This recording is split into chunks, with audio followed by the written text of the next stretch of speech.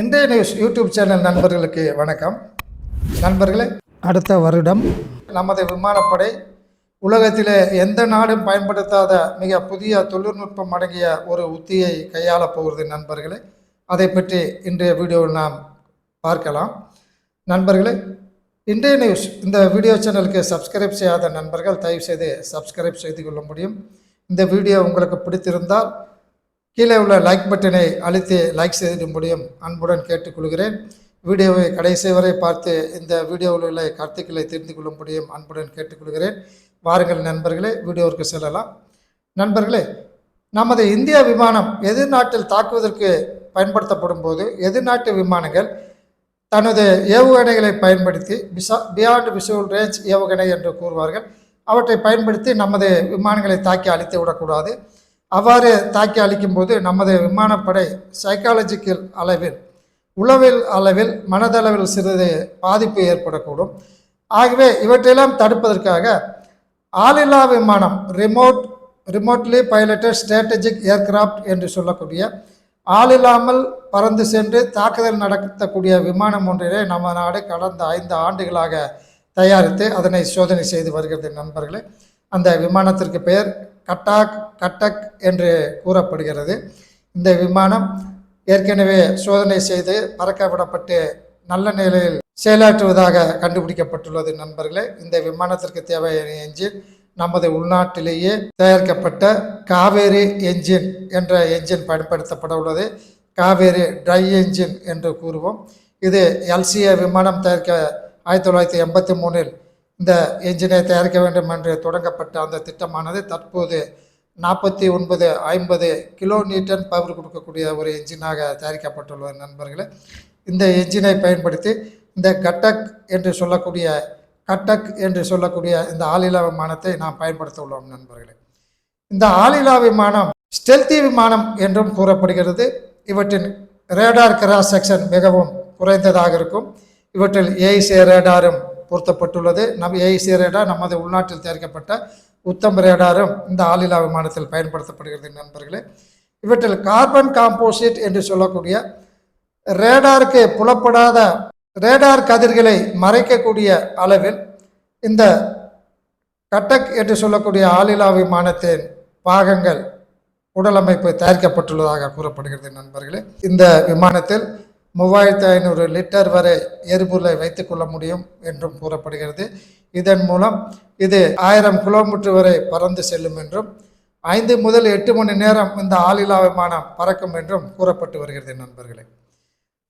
இந்த ஆளில்லா விமானத்தினை நாம் அமைத்ததன் காரணமாக இந்த ஆளில்லா விமானத்தின் மூலம் நாம் நமது விமானங்களான Su-30 MKI என்ற விமானம், தேஜஸ் விமானங்கள், நம்முடைய ரஃபேல் விமானங்கள் ஆகியவற்றையெல்லாம் நாம் எதிர்நாட்டின் மீது போருக்காக பயன்படுத்தும் போது அந்த விமானங்களை நாம் முன்னால் அனுப்ப வேண்டியதில்லை. அந்த விமானத்துடன் இந்த ஆளில்லா கட்டக் விமானம் இணைக்கப்பட்டு அந்த கட்டக் விமானம் முதலில் சென்று கொண்டிருக்கும்.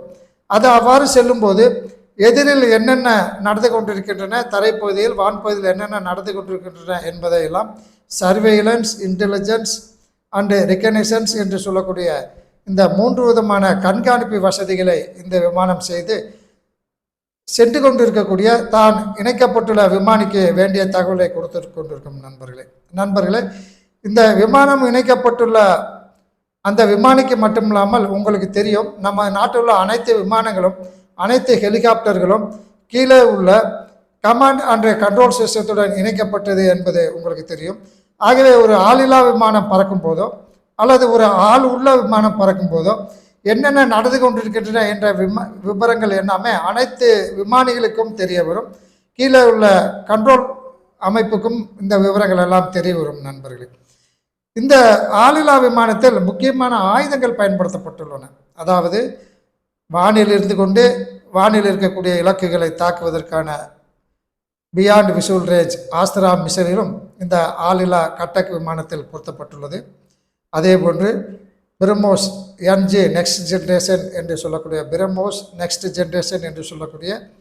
1200 கிலோ எடையுள்ள பிரம்மோஸ் மிசைலும் இந்த ஆளில்லா விமானத்தில் பயன்படுத்துவதற்கு ஏற்பாடு செய்யப்பட்டுள்ளது.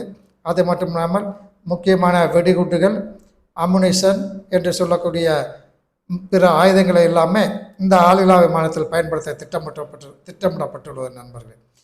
ஆகவே இந்த நமது போர் விமானங்கள் பறந்து கொண்டு சென்ற போது இந்த ஆளில்லா கட்டக் விமானமும் பறந்து கொண்டு தாக்குதல் விமானத்திற்கு முன்னால் சென்று கொண்டிருக்கும். ஆகவே எதிரில் இருக்கக்கூடிய இலக்கின் மீது உடனடியாக தாக்க வேண்டும் என்றால் இந்த விமானி அந்த விமானத்திற்கு வேண்டிய கட்டளைகளை பிறப்பிப்பார் தன்னுடைய பறக்கும் விமானத்திலிருந்து. இந்த விமானத்திலிருந்து ஆளில்லா விமானத்திற்கு அந்த கட்டளைகள் செலுத்தப்பட்டு உடனே அந்த விமானத்திலிருந்து வேண்டிய ஆயுதங்கள் வேண்டிய இலக்கின் மீது மிக துல்லியமாக தாக்கி அளிக்கப்படும் நண்பர்கள். ஆகவே தற்போது நாம் 2026ஆம் ஆண்டு இந்த விமானம் முழுமையாக செயல்பட தொடங்கும் என்று கூறப்படுகிறது. அதே ஆண்டில் நம்முடைய தேஜஸ் மார்க் 2 என்ற விமானமும் வெளியிடப்பட உள்ள நண்பர்களே. ஆகவே தேஜஸ் மார்க் 2 என்ற விமானம் ஓரளவிற்கு 90% அளவிற்கு ஸ்டெல்தி விமானம் என்றும் கூறப்படுகிறது. இந்த விமானத்தின் கிராஸ் செக்ஷன் மிக மிக குறைவு. இதில் விர்பாக்ஸே என்று சொல்லக்கூடிய உள்நாட்டிலே தயாரிக்கப்பட்ட ரேடார் பயன்படுத்தப்படுகிறது நண்பர்களே. இந்த வகையான ரேடார் உலகத்தில் எந்த நாட்டிலும் எந்த விமானத்திலும் இதுவரை பொருத்தப்படவில்லை. பெரும்பாலான விமானங்கள் தனது விமானிக்கு 120 முதல் 150 கிலோமீட்டர் தொலைவில் உள்ள இலக்குகளைத்தான் காட்டும். ஆனால் நமது தேஜஸ் மார்க் 2 விமானத்தில் பொருத்தப்பட உள்ள விருப்பாக்ஸே என்று சொல்லக்கூடிய நமது உள்நாட்டிலே தயாரிக்கப்பட்ட இந்த ரேடார் 400 கிலோமீட்டர் தொலைவில் நமது விமானம் தேஜஸ் மார்க் 2 விமானம் பறக்கும்போது 400 கிலோமீட்டர் தொலைவிற்கு உள்ள விமானங்கள், எதிரில் வரக்கூடிய மிசைல்கள், ட்ரோன்கள், ஆளில்லா விமானங்கள், அவாக்ஸ் விமானங்கள் என்று சொல்லக்கூடிய மேலே பறந்து கொண்டு கண்காணிக்கக்கூடிய விமானங்கள் ஆகிய அனைத்துமே இந்த விர்பாக்ஸ் ரேடார் மூலம் நமது விமானிகளுக்கு தெரியும் நண்பர்களே. நமது மிசைல் 400 கிலோமீட்டர் செல்லக்கூடிய மிசைல்களையும் நாம் தற்போது வடிவமைத்து வருகிறோம். 400 கிலோமீட்டர் செல்ல முடியாத மிசைல்களையும் நமது தேஜஸ் மார்க் 2 விமானத்தில் வைத்து ஏவுவதன் மூலம் நமது விமானம் 400 கிலோமீட்டர் வரை இந்த மிசைலை செலுத்தக்கூடிய வாய்ப்பு இருக்கிறது. ஆகவே நமது தேஜஸ் மார்க் 2 விமானம் 2026ஆம் ஆண்டு வரப்போகிறது. அதனுடன் நாம் இந்த கட்டக் என்று சொல்லக்கூடிய ஆளில்லா விமானத்தையும் இணைத்து பயன்படுத்த போகிறோம்.